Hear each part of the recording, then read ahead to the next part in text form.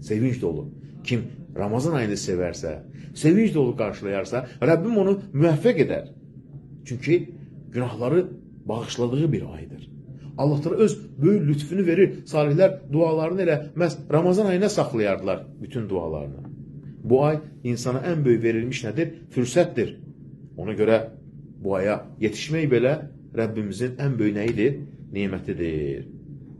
Bu aya yetişmək için dua.